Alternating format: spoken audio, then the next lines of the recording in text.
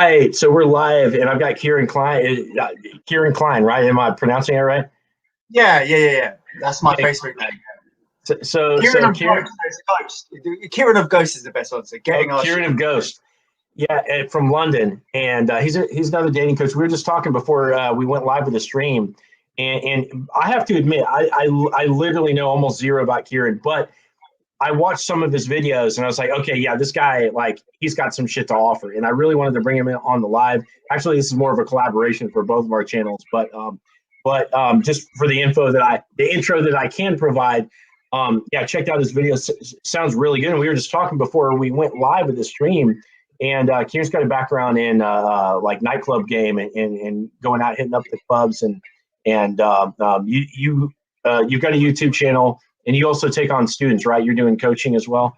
Absolutely, yeah. I mean, obviously, lockdown has played a weird part in all of that at the moment, especially London. Like the UK was really hit hard with lockdown. But just to introduce myself to guys, anyone watching, it's Kieran for Ghost, which is GOST, which stands for Getting Our Shit Together.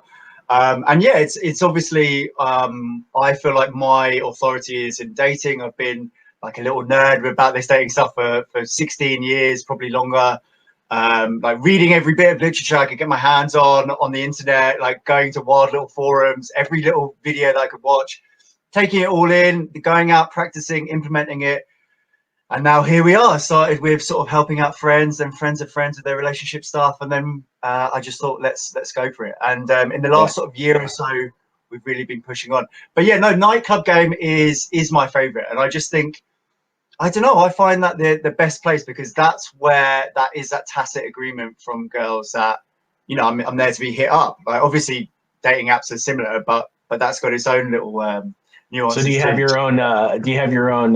Van that you park outside of the club? yeah. It says free sweets, and the exhaust is really loud, and yeah, the windows are all blacked out. Maybe one day that's when you graduate to the van. That's like when you're 20 years deep. That's what you get.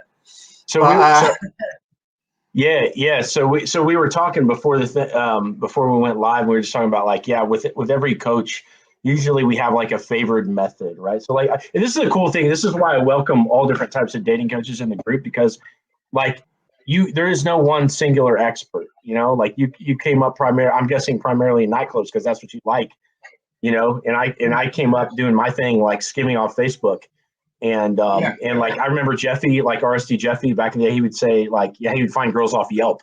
You know, it's like you can just like you can do anything, you know. It's just a matter of having the guts to get out there, and I think that's so cool because you know, in terms of a pipeline, like getting abundance to women, it's all about the pipeline. So you got to have some input to your qualification system, and you know, it's like a funnel, and then at the bottom of the funnel spits out the girlfriend or the fuck buddies or whatever. But the input to the funnel is it's the pipeline, it's the method, you know. And there's all different dudes from all different walks of life. You want to talk about your story or kind of like how you came up? Just on that pipeline piece as well, it's like that can sound kind of robotic or like we're doing a sales role out here, but it's just it's really, if you think about it, like every girl that you approach, we're just naming it, we're just systematizing it and saying this is part of the pipeline. You could call it that, you could term it something else, but this is every sort of girl that you speak to. Maybe you get her number. That's in the top of the pipeline, if you like. And then the ones that you're going to see are not everyone that you speak to that you get the number of. You're not going to end up seeing all of those. So that's how it works through the pipeline like that.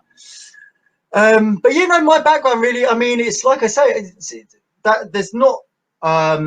It's really quite simple, really. I mean, I had a nice life. I guess I would be not what you'd call a natural at this, but maybe in the middle. I didn't massively struggle, but there was just something about the well, maybe like you, like a lot of guys, we're probably about similar age. We read The Game about 15 years ago, and it was like, what is this stuff? What, there's cheat codes that you can get with these women? Like, what the hell is going on? And then obviously you sort of realize over time that maybe not all of that negs and peacocking and all that stuff, maybe that's not so hot. But there were little gems of like sort of psychological insights in that book. And then reading more, and then you realize like actually the real cool thing is to become an attractive person. Like, and then you start thinking, well, what are the attractive qualities? What are the traits, right? And then you sort of like, well, it's leadership, it's body language, it's tonality, it's being fun, being good humored, and all that sort of good stuff. And it's like that's not a technique at that point.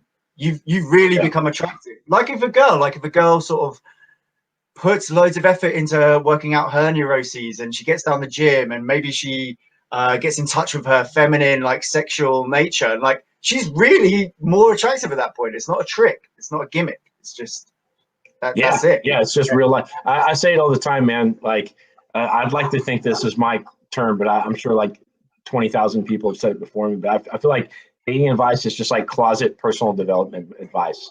Like solid dating advice, you know. Yeah, it's a little bit nuanced, right? Because it's like, oh, what do you do with the here in the text and all this kind of shit. But it's like what it really boils down to is just like making yourself into a better person. Yeah, it is. But the reason I decided to jump in, but the reason I like the dating advice even more, because it has that sort of technical side to it. Because we've all seen the 100,000 sort of useless Instagram posting, which is like, get up and win the day, like some version of that. And it's like, where's the meat? Where's the like actual technical? Oh, just be yourself, man. Just be yourself. Sorry, bro, who's been like depressed his whole life and like fucking like paley white skin because you never get sunlight because you're always playing World of Warcraft. And just be yourself, bro. just go out there and kill it. Yeah. I've been being myself. It didn't work. Yeah, I need to do that. Yeah, I need to become something greater than myself that I currently am. Yeah.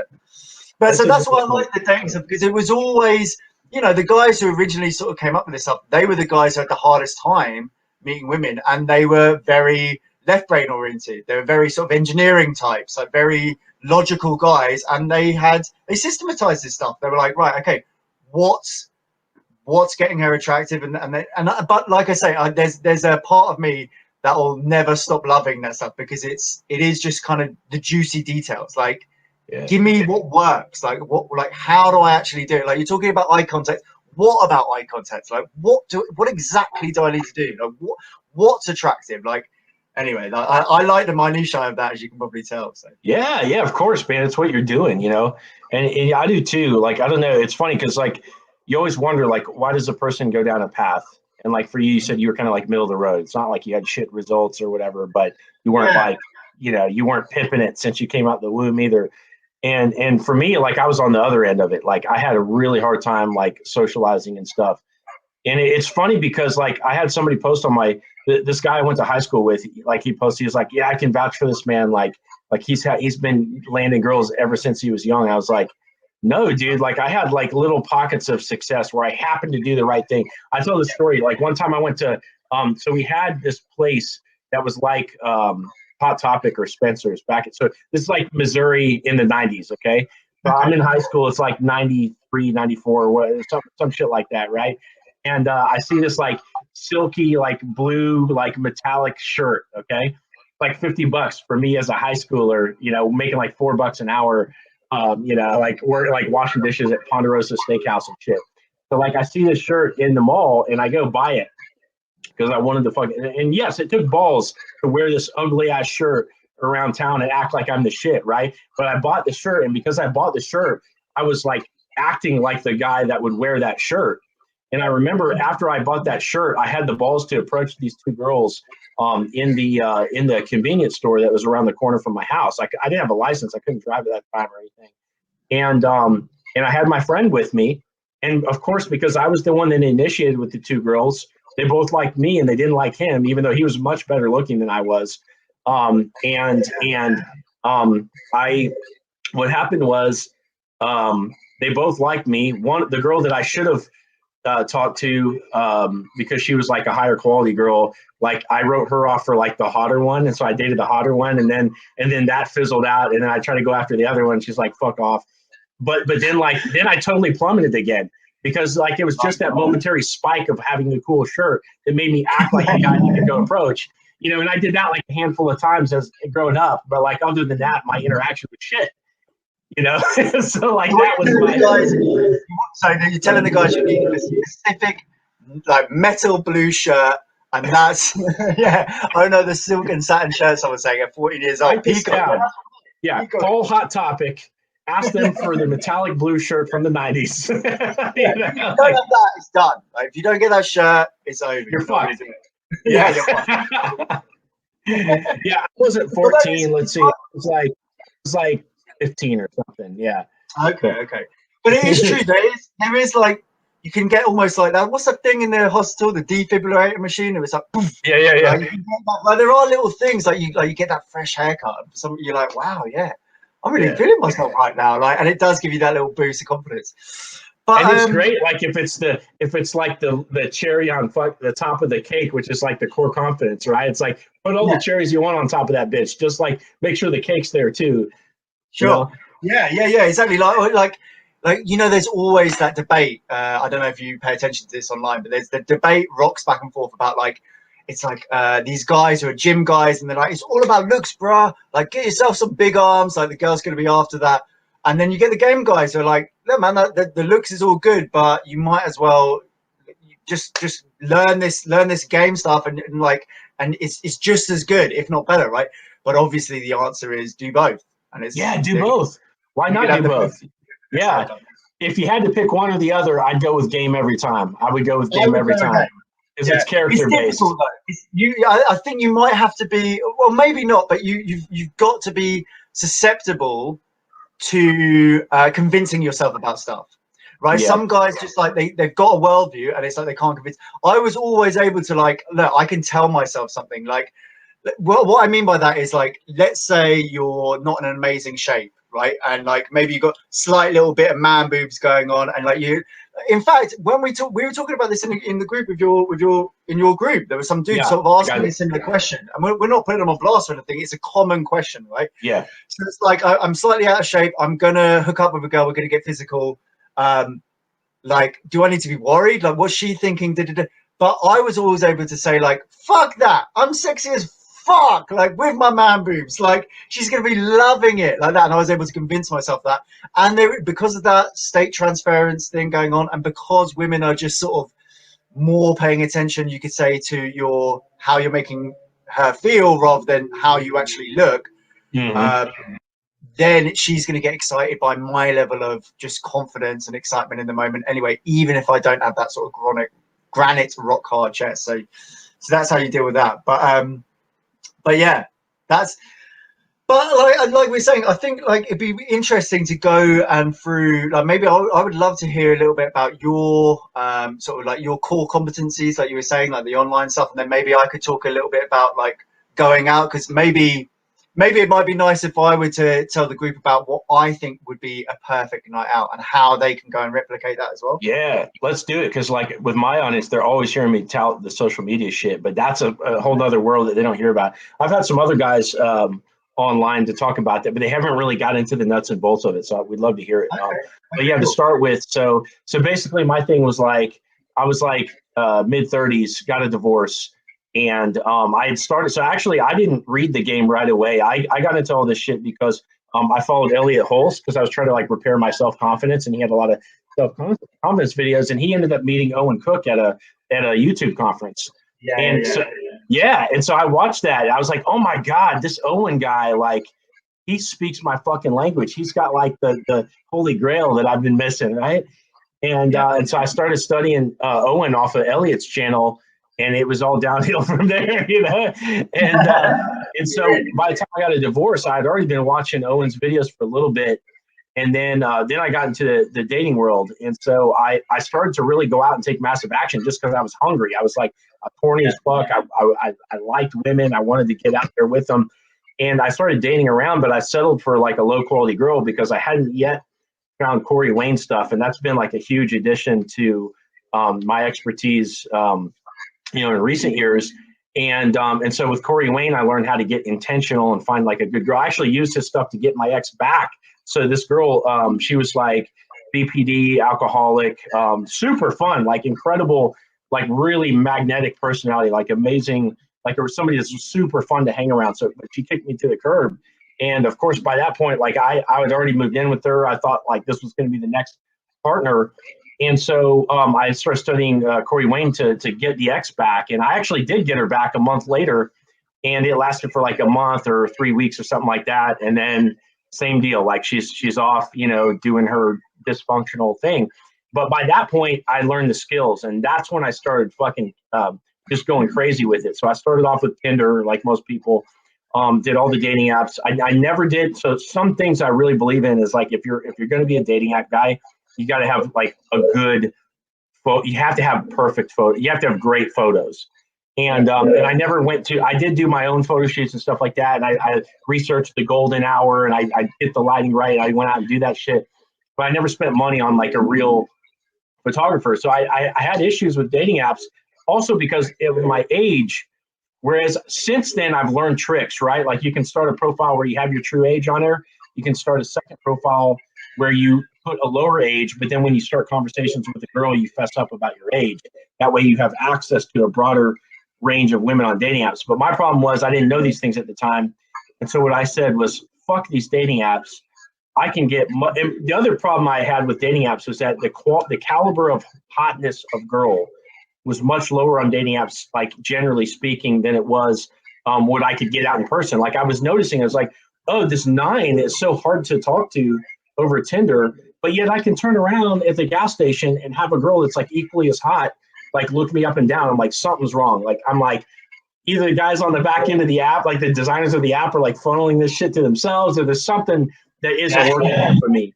And so I got really pissed off and I started using Facebook.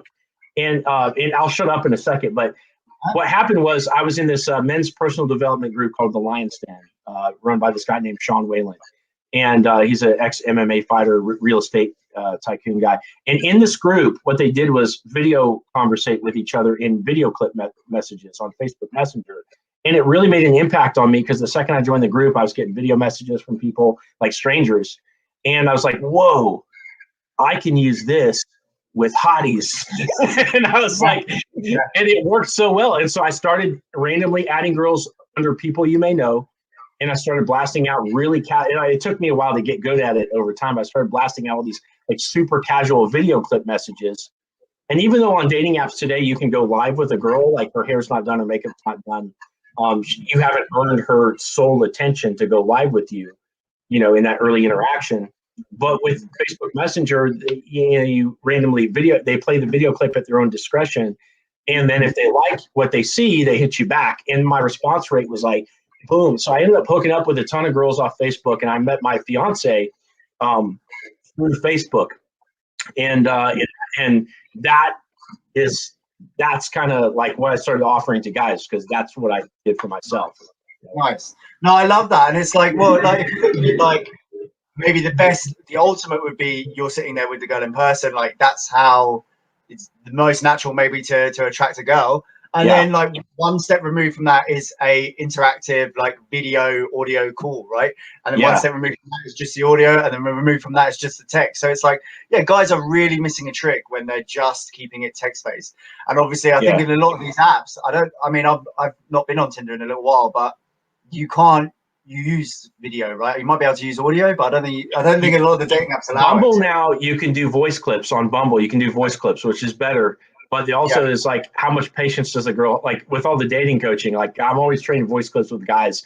And when I have a bunch of them build up on me, when I can't just read through the text real quick, I'm like, I got to play 10 minutes of voice clips. And so I can see that being a mess for a really hot girl on Bumble.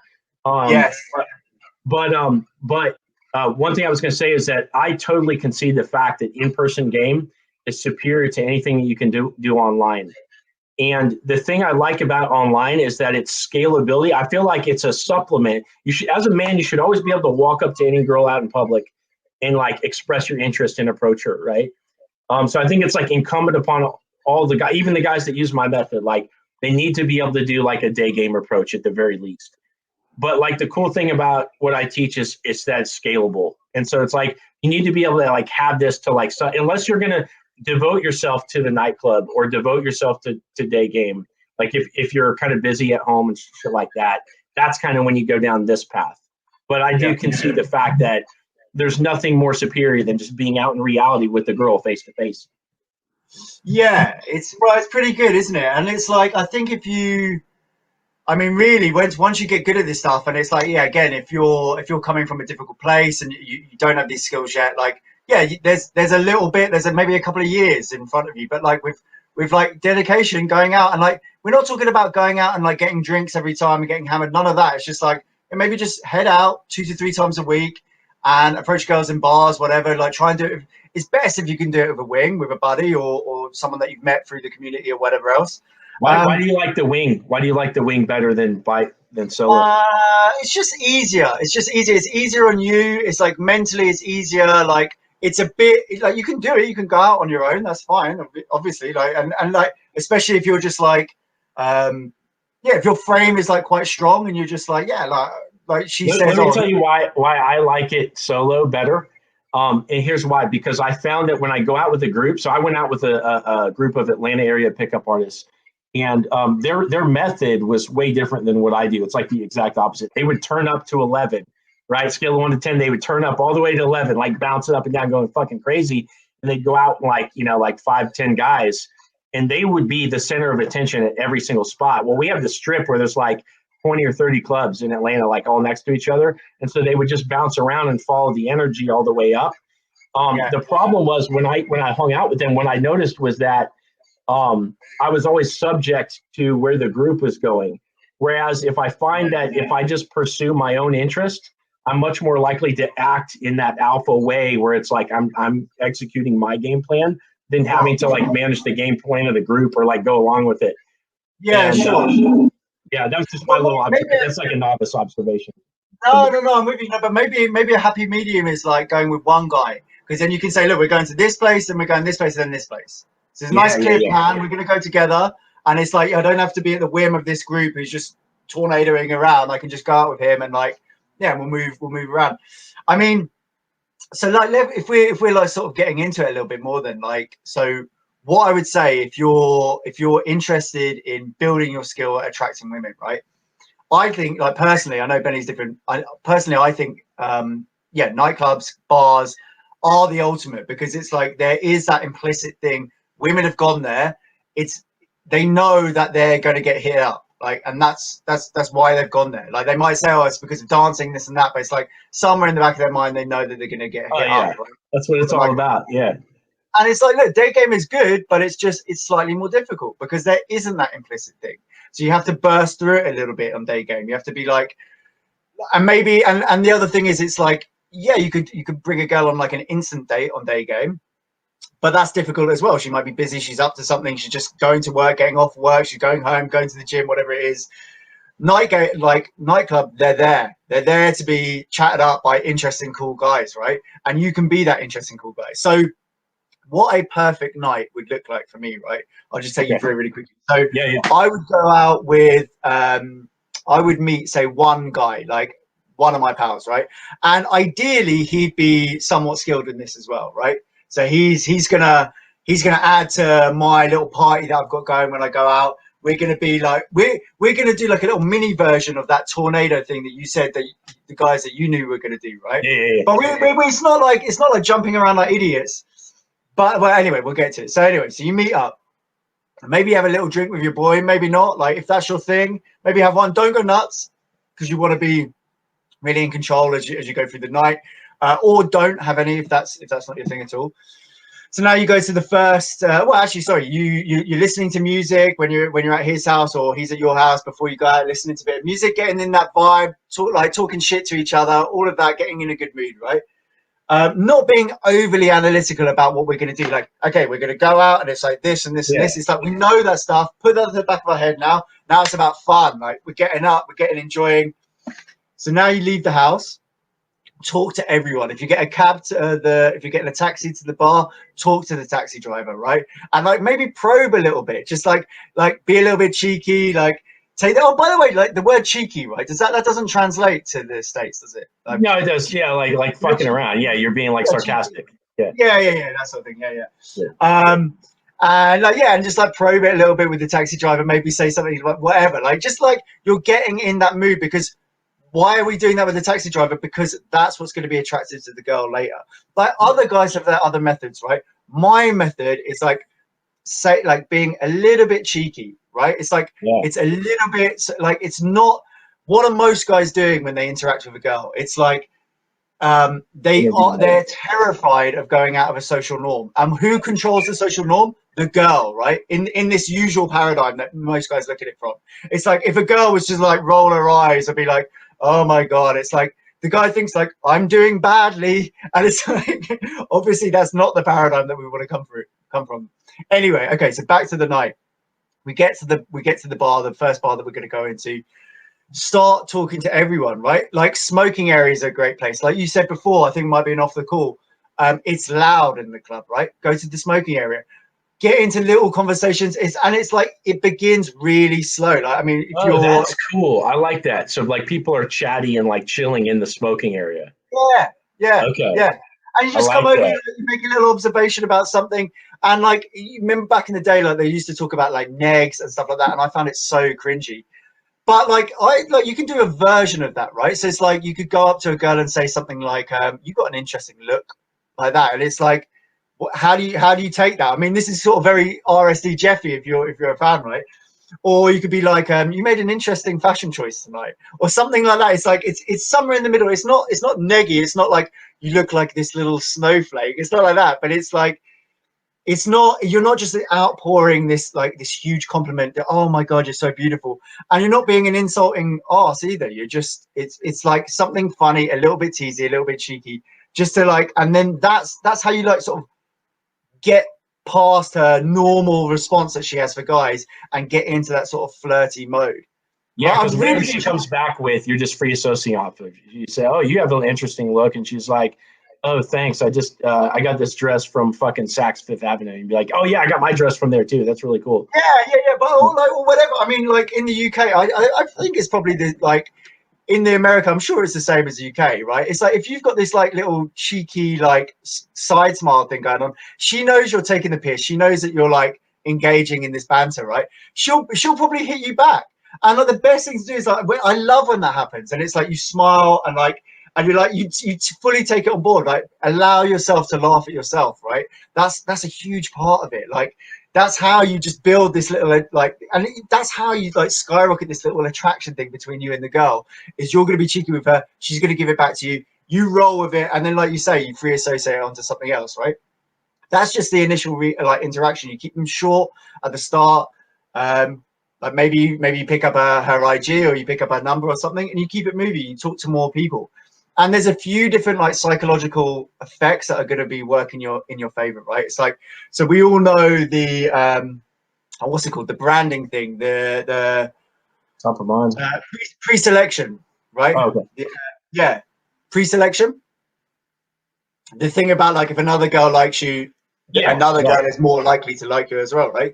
So if you go around and you and your boy are talking to all these different girls, you basically talk to every girl in the venue there, it's doing half the work for you, right? Because then now when you talk to the hottest girl in the club, she's seen you chatting to this other girl before, and it spikes her a little bit, right? It's like it gives her this little thing of like, well, yeah, he's got other options. He's non-needy. He's choosing to speak with me. Like that's how you sort of come in high value, right? I mean, I'm not a very good looking guy at all. I'm okay, but me and my boy routinely go out, like, and especially when I'm single. Now I do it in more of a teacher format, but it's routine. Like the hottest girls in the club are routinely getting attracted. Their eyes are lighting up because we come in, because our jokes are on point. It's subtle. We're teasing. If you're doing it a lot, I'm guessing they're seeing you there routine. Like certain girls are seeing you frequently, I'm guessing. Nah, not even that, oh, really. Okay. I mean, a little bit, yeah. Sometimes we go to the same places, but it's not even really that. It's just like you get to this point where like there's a line that you can go over, right? Where a girl just thinks, oh, fuck this guy, he's too arrogant. And there's a line, and under that line is like, he's just not bringing any banter. There's nothing to this interaction, right? And the way that you're going to find out exactly where that line is, that sweet spot in between those two spaces, is by going out and trying and fucking up. Unfortunately, there isn't really a shortcut on that one. You've got to go out. You got to fuck up. Yeah, you got to be willing to nosedive. Yeah, and it's funny because I think this is something that Owen said. Owen Cook. I'm pretty sure. Like it's like yeah, girls are there to have fun, right? So if your general baseline is below theirs, it's like you might as well fuck off. Like they just spent 50 hours drudging behind a desk, for 5 days straight. and they fucking hate life, and they're there to like let loose and have a fun time. So it's like if your energy level is below theirs, it's like you're just vampiring shit away from them, and you're totally like ruining their life in that little moment, right? So it's like you have to raise the vibration to where you have something to add to them. Now you're giving them what they're looking for, which is that letting loose and having fun. So to your point with, it's like your routine for getting into that state, it's so critical. It's like, it's the same thing I tell guys like before they go out on a date. Because I say the same thing. It's like you wake up from the second you wake up on the day of the date, you're practicing like embracing reality, being open to everybody. You're going to socialize throughout the whole day, gas station, attendant, grocery store, cashier, like all your coworkers, like everybody. And then you go through your little vibe out thing in front of the mirror, whatever you got to do, right? And you stack all this shit up, and by the time you go out, it's like you're already in state, and now you can be that guy that gives them that feeling they want. That's so interesting what you're saying, and that's obviously like kind of a micro level. That's on the day of the date, but that momentum can be for your entire life as well. I mean, like if you've got this backlog of all these dates that went really well, that's the momentum pushing you forward. Like, like this will go well. This is like, I am social. Like we're saying, why are we talking to the cab driver, the taxi driver on the way to the club? It's because I want to get into the, I'm reminding my brain, everyone's an ally, right? That's another thing that we do. So we'll go to like places where there's other guys there, and like we smooth it with everyone, right? I mean, I've fucked up and like got in fights and stuff like that as well, and it's like that really? can happen. Yeah. But like, they're mostly my fault. I've been like, I've done all of that, being belligerent, drunk. If you tread too heavily, let's say you go out to the nightclub and you kind of like you tread too heavily, you end up like trying to snipe somebody's girl or something like that, and the guy's coming at you. Can you de-escalate to a point to like get away from that shit and keep working the day? Absolutely. Right. So let's say that exact example, right? So you chat up this girl, her eyes light up. She didn't tell you that she's got a boyfriend. The boyfriend comes back from the toilet and he's immediately in your face. What are you gonna do about it, right? What I would do is I would be like very still, very calm, sort of like move back. Definitely not cower. I'm not gonna go like this. I'm not gonna be like scared. I'm not gonna be like looking up at him like this. I'm gonna be very still, like in my space.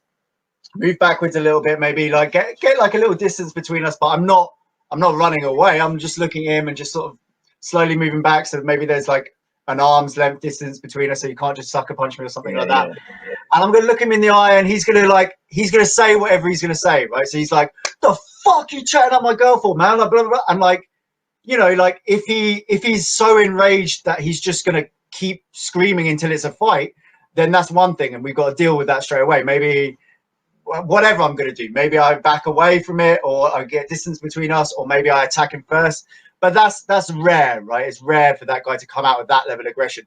Right, usually he's just going to come with like some sort of accusation, right? He feels disrespected, and he wants to put the situation right, and that's fair enough, right? So what I would do is like, so I'm just not showing, I'm showing him that I'm not unduly threatened by him. He's not going to victimize me, but at the same time, as soon as he's done with his little rant or whatever it is, I'm going to apologize. I'm just going to go, "Oh yeah, you know what? I'm sorry, man. I didn't realize." No problem. And it's done. It's done. I'm going to look at the girl. You're like, so anyway, no. yeah. I put my hand out for the girl. I'm going, anyway, so fuck this loser. Come on. No, obviously, but it's just like, because I stood my ground, I looked him in the eye, and I just apologized. That's what he wants. I said what he wants. He feels like he's been slighted, and I'm just gonna give it to him. And again, like I feel nothing. I lose nothing from it, and I really lose nothing from it. It's like right, yeah. You just keep moving. Like a little itch or anything. Like just like it's nothing. Yeah, yep. And then and literally it'd be, and I'd be like, and I'd like, and maybe I'd even look at him, and I'd be like, I'd say, "Yeah, I am actually sorry about that, bro. I didn't realize that she was going out." Cool. Yeah. And I'd be like, "Cool." Like that. But like, it's like a necessary hazard, right? Because you're going to be, there's so many girls that are out with their friends or their brother or whoever. And it's like, if you didn't approach girls that have guys around them, you would be shutting down so many opportunities, especially hotties. Like they're going to have dudes around them, right? So it's like, it's the same thing like with Facebook games. So I'm telling guys to like friend all these random people and send out girls random video messages. And it's inevitable. Like guys that actually do it in the volume that you would, for example, go out to the nightclub, they inevitably get videos back from like angry boyfriends, or like they get videos back from like two best friends that know each other, where it's like you message both of them. and they're like, oh, hi, so and so, like, and they're together, they're like fucking with you, you know.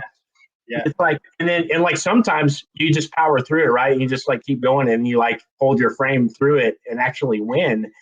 But a lot of times it's like, yeah, you just take the loss. It's like, okay, this is blowback, but it doesn't stop me from doing my thing. Yeah, but it's like anything. It's like a business. It's like if you're in sales, and like every business is in sales to an extent, it's like, yeah, you're going to get a percentage of your potential customers being like, fuck off or whatever. Like, you know, it's just going to happen. You just got to roll with it. Or even if you're like the barrier, that's the barrier to entry into pimpdom, right? It's like the guys that will power through the discomfort, because you have to take massive action to get better. And it's like, if you power through those little barriers, like some people are going to get shut down by that. But like, if you just keep going, then you reap the reward, because it takes massive action to get the expertise that you have, you know? Yeah, I mean, like, maybe let's talk about that for a little bit, because that's a great point. It's like, how do you gear yourself up? How do you get yourself in the right psychological headspace to go and do this? Like, especially if it's difficult, especially if like you've just kind of experienced like rejection your whole life, right? And it's like, how are you going to do that? It's like, look, a few different things, man. If you can get your ass to the gym, then you can do this, because gymming is harder than this. I promise you, gymming is harder than this. I promise you it is, right? So like a few other things. It's like, when you're doing this, congratulate yourself. Like in the moment of like, let's say you're like walking to the club, right? And like, let's say maybe even you're doing it on your own, and you're like all this self-doubt, and you're like, oh my God, am I a loser? What am I doing? I look at game stuff online. Am I a fucking loser? I'm going out on my own. What the fuck am I doing?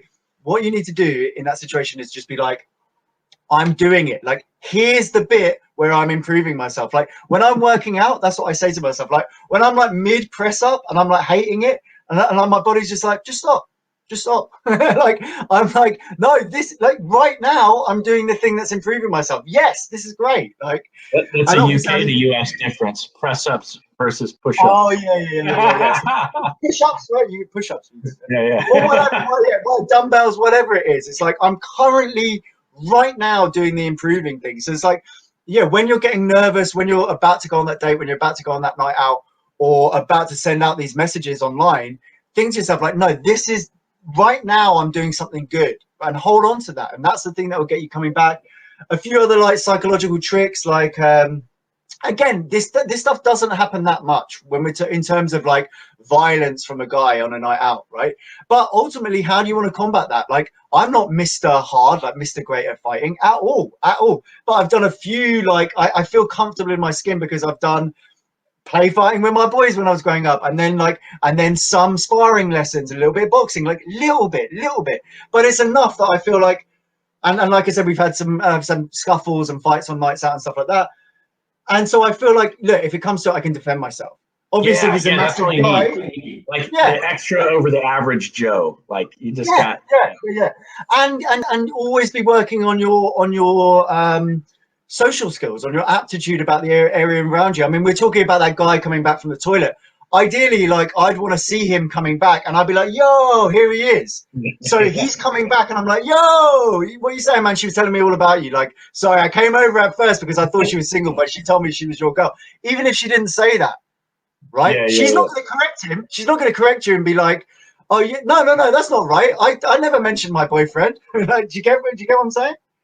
So it's like you want to get to like that level of social acuity, right? And when you get there, it is like a lucid dream. It is like an amazing thing, because it's just like it's like it is manipulation. You're manipulating the world around you, but you're doing it with good intent, right? It's like it's a benefit to everyone. Like if you're doing that, everyone else is having fun around you. You know, it's like you build yourself. Sorry, man, to cut you, but I really don't want to say, like, if you really go about it, like the way that you're talking to a taxi cab driver, like how I said, like grocery store, etc. Like everyone that interacts with you throughout that day is better off, like because that was one person that injected energy into their, situation, where most people just fucking like zombie through and they don't add anything to the energy.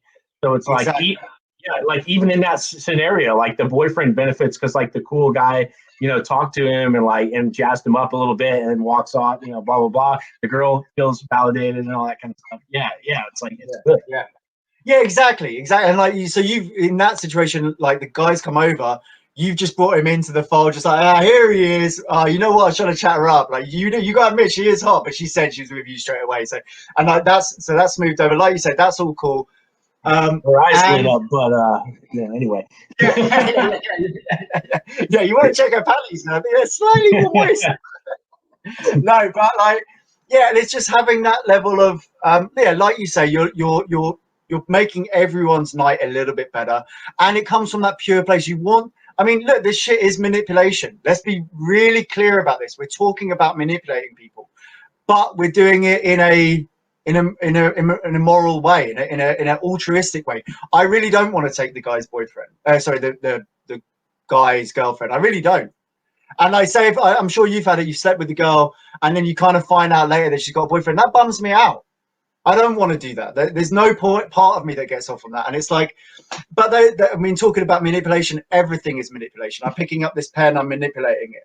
Like when you and I were discussing acting in the world is a petri dish, you know, and we're all trying to, especially as men, it's our job to enact our will to get what we want out of the world. And it's like, and you see it like, how old are you? Earlier you made the comment that we're probably the same age. How old are you? I'm 33.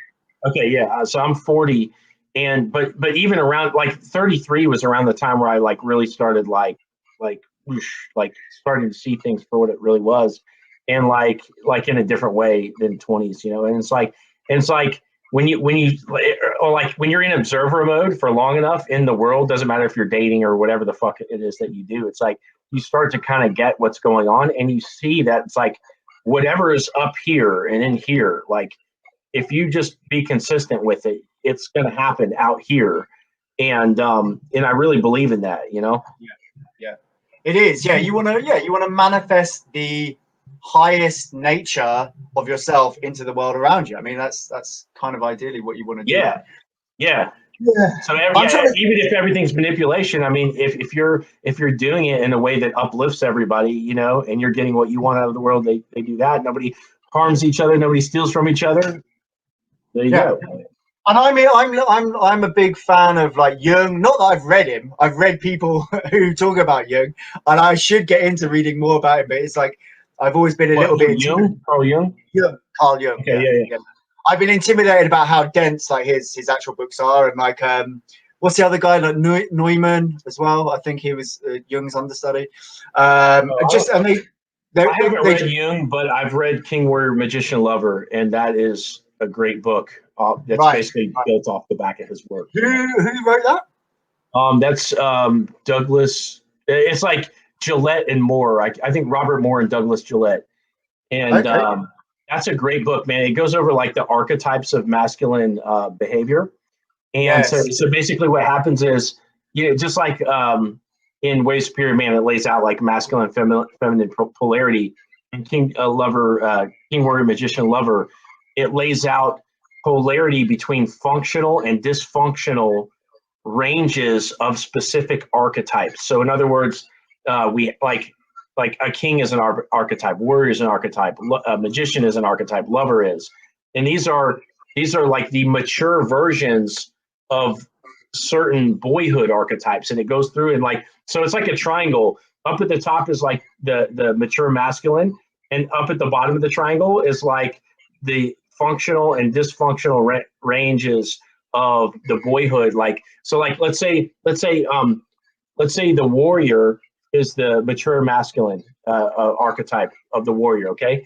The boyhood version of that is like, you can go in either way. Like in the middle is functional, but like if you go too far to the left, it's coward, and too far to the right is bully. But then like when you mature, you're the warrior. Right. And so it lays out and you can really take a look at your life and analyze where you're at in each one of these archetypes, because it's not like you manifest one archetype. Like at any given time, you could be doing any of the archetypes, but it can kind of show you like where you're at. You can, and it talks about the importance of ritual, and it's just really insightful. It's a really cool book. I do need to look into. I will. Someone else actually mentioned that to me yesterday. Like not the book, but those 4 archetypes there.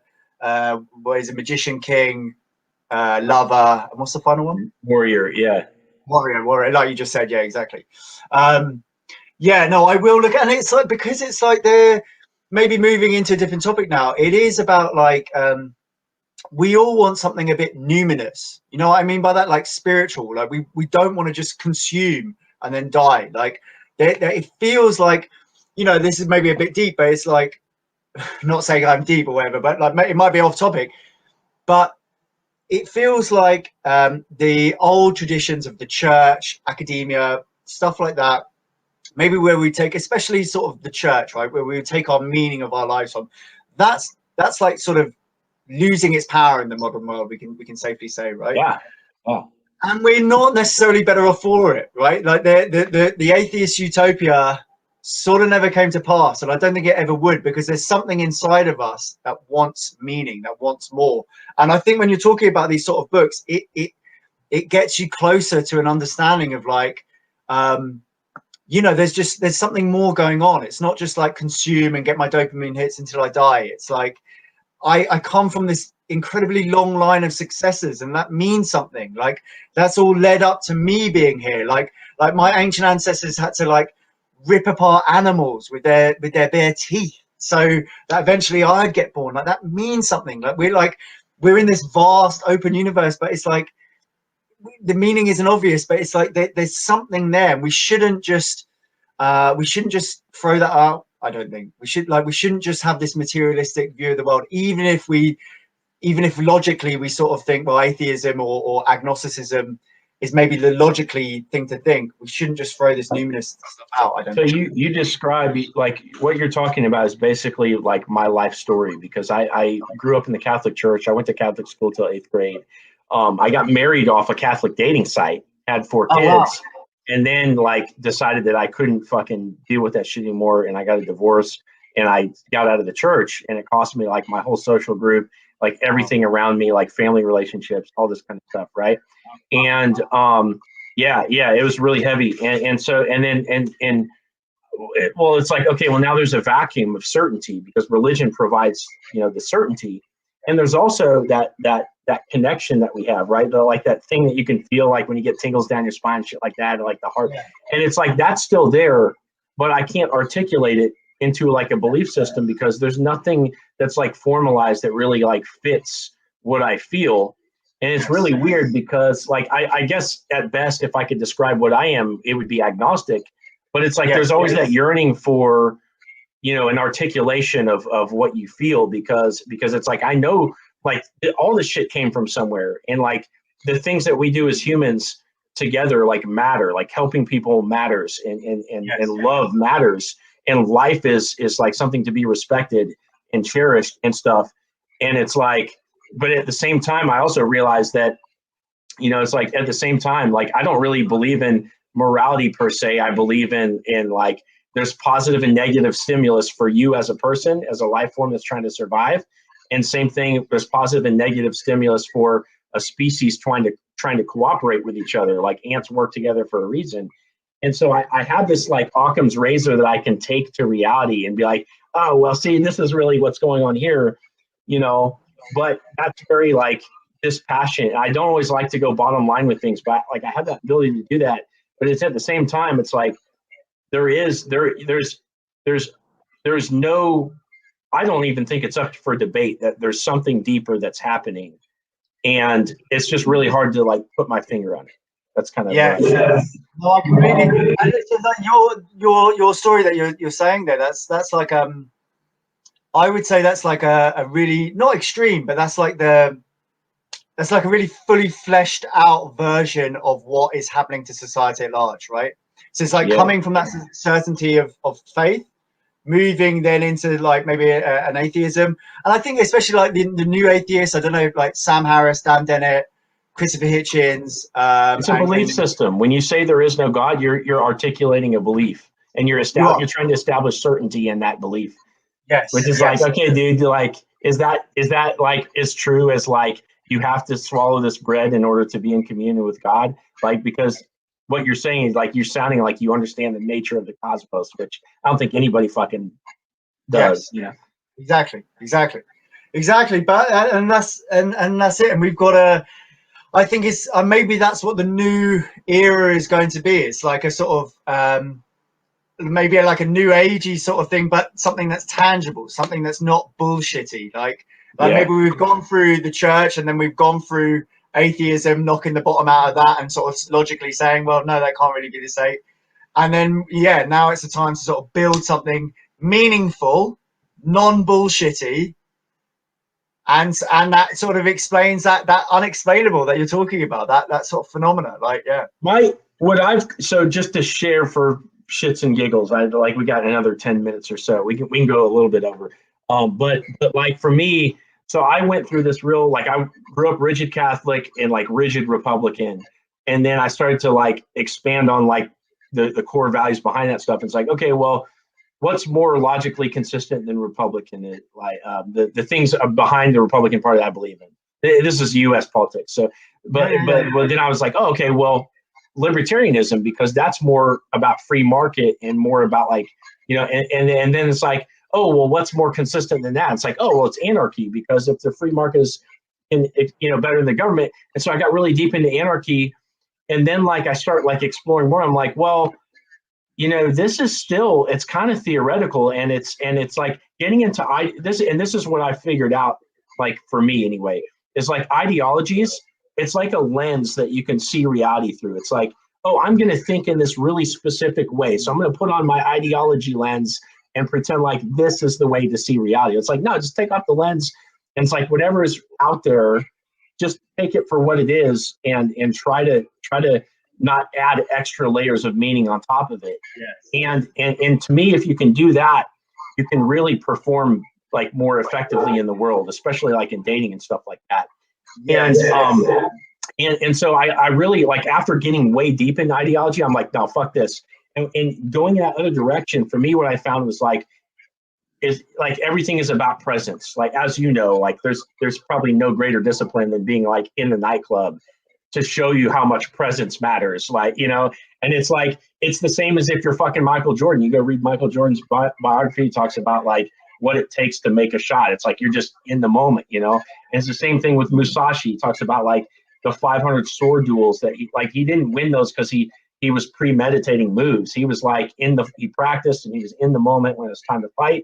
And that's how he won. And it's like, so for me, like, if you could reduce any spiritual belief I have, it's like if I just go into like Zen observer mode, like chances are, like even now, like I feel like this is a really good interview because like we're both in this state of just like being here, right? Whereas like before, if I ever like thought, well, oh, like what are people going to think that watch this or whatever, then my performance is like redacted, or it's like reduced. And so like the whole sum of my spiritual belief, I think, and this translates even so well into dating, it's like, just fucking be there. Like, it doesn't really matter the origin or like where we're going, just so long as like you're there, because then whatever is going to happen, you're going to be more effective. And I wish I could say that in a way that like evokes just as much passion to somebody as like thinking about like Nirvana or something, or like Valhalla or something. But it's like, but to me, that's as best as I can offer, like feeling like I'm speaking from a place of like reality or truth or whatever. For right now, maybe that's for now. But like, no, I agree with you, and it's almost like I would say yes, it is like that movie, that living in the moment, and then like slightly adjusting it like here and there where necessary. Like you and I are having this great conversation now that I'm really enjoying, but like every once in a while I just think, okay, like remember, like you offer value or whatever, and it's the same with the girl, like you're living in the moment. Or it's the same with Michael Jordan, like he's like, he's just playing his heart out, but he remembers the coach said, we've got to screen the guy over here, right? Like, so it's like the conscious thought is coming in at some point, right? But it's just it's sort of interacting with that living in the moment as well, right? So it's like, and the beautiful thing is, he's still studying, he's still practicing. Yeah. And the better you get at whatever discipline it is, the more you'll be able to incorporate that conscious, necessary thought into that living in the moment, right? So like when it's the dating stuff, just to make it concrete again, like, okay, I'm out in the club, I'm loving life, I'm like going over, just having these short interactions which are getting bigger and bigger, and the girls are getting more excited, and maybe the interactions are getting slightly more sexual in nature each time, right? And that's pumping me up, and I'm like, okay, wow, like I'm getting these girls attracted, right? And I'm living in the moment. A little part of me still needs to remember, okay, lead, right? Yeah. Lead. Once I've got the girl that's into me, lead, right? And again, just to tell the guys, like, let's say if you're in a club, you've done that, like we've said, like this might be a good way of like tying it back around to completing the circle. I was saying before about being in the club, you're going around, you're having loads of those short interactions, like I was just saying then as well. Maybe it's getting a little bit more sexual. Then finally you see that girl and it's like you're really into her and she's really into you, right? Like if we're looking at it in a linear thing, it'd be like you've gone over, you've done the opener, right? And then now you've hooked her. The hook means she doesn't want you to go away anymore and you're really invested in the conversation as well, right? Yeah. And now, obviously you know that, but now it's like lead, right? So she's into you, you're into her. How are we going to make this into like an adventure for the night? How are we going to make something good happen tonight, or get a really, really solid number for next time if the logistics are no good to do it tonight, right? And so if you're not watching for the window, like it's like there's always that window. It's like where it's like either you're going to go home or not. You have to be able to like make the call. Otherwise, like you end up with nothing, and it's like there's nothing worse.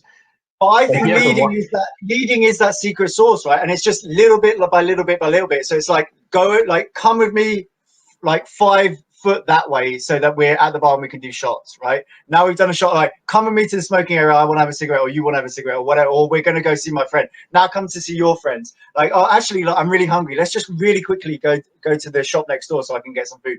Oh, actually, I'm going to get cash out because I don't have any cash left. So just come with me to the corner. We'll go to the ATM to pull some cash out. And then it's like a yes ladder is being built. Like a few different things are happening at once. She's getting used to just agreeing with you, consenting. And then, so then when you say to her, look, we're shooting back to ours, do you want to come? You don't have to, but you're welcome to. It's easier for her to at that point be like, she's comfortable enough to go there with you now. So, so that's it. To the guys who, if you're going out, especially if you're going out and you're getting pretty good results and your girls are into your shit, but you're like, how do I bring them home on that night? Lead is the answer, right? And like I say, split it up into little bits, like, and it's just, it goes like your interactions are getting longer, the length that you lead her is getting longer as well, to eventually you lead her home. Yeah, 100%. All right, cool. So we're coming up on an hour, so let's plug, and then like like how do you work with guys? Like just like lay it all out. Yeah, definitely. So what in general, like, so we do video calls like this. I do that with my clients, or we'll do an in-person meet, and then like a sort of boot camp sort of thing. So going out, sorry, just dropped my phone. Going out, going over the weekend. Usually we do Thursday, Friday, Saturday. And you're in London, right? You do boot camps in London? Okay, cool. Yeah. Beautiful place to do boot camps. It's pretty good. Yeah. And like I say, it's on it's GOST, which is GOST, dating and lifestyle. You can see it on Instagram, on YouTube, and Facebook group as well. And check it out, man. I mean, Benny's the man. But yeah, if you vibing with some of the stuff I've been saying, maybe come check that out as well. Yeah, I really believe that. We all speak different languages, even though we're speaking English. You know what I mean? It's like some guys, they're going to hear this and going to be like, man, like Kieran's the shit. I can tell that he's got what I need because he's fucking speaks my language. And some guys are going to be interested in nightclub shit, and like they're going to go down that path. And it's like I have a demographic. Like like what I'm trying to do more than even just coaching is build a community of guys that are into personal development, namely with dating and relationships. So I want like other dating coaches are crucial for this community because we don't always have the same experience. Like, yes, we get like we're reading the same books. We have a lot of the same experiences in different, but like we have different specializations, and those nuances matter for the community. So I'm really, I'm glad you're here. On that as well, we want to work out how to live the most fulfilling life. And like, I think you and I are both thinking that settling with an amazing woman and having children with her, and having the understanding of female psychology and aware of hypergamy and all of that sort of stuff, to know that, okay, this is how I keep that attraction going through the entire length of the marriage. And that's hopefully how we'll get it to work. So that's the goal. Yeah. 100%, man. Man, this has been great, dude. I love, this was a great interview. This is a great talk. Thank you, man. I've really enjoyed it. I found what you were saying really fascinating, actually. So thank you. Appreciate it. Me too, man. Yeah, so we'll do it again. But anyway, yeah, I guess for your crew, yeah, I have a group called Lover and a Fighter. It's a Facebook group, and anybody's welcome to come join that. There's also a 28-day free video course where you can just like watch a lesson a day and do like an exercise that'll walk you through. Because I feel like even if you're going out and doing nightclub game, it's really good if you can scale, like have a supplement to that and be able to, like, if you're in the line at a grocery store, like blast out like a quick message to some girl. It's the same. It's almost as good as an in-person approach. It's not as good, but it's very similar. And if you can scale up with some of that, you can really start to build your abundance. So that course is free, and the Facebook group, Kieran's in the Facebook group as well. Yeah, no, it's really good. Benny knows his shit, man. Like, if you're watching this, Benny knows his stuff. Get after him. And no, mate, I think they're just two different things. It's like you got the nightclubs. But like getting that, if you can shoot out a load of messages and you get that dialed in, and Benny will get you technically dialed in, then that can be really powerful. Awesome, man. Yeah, thanks for jumping on, and we'll do it again soon, man. Sounds good, bro.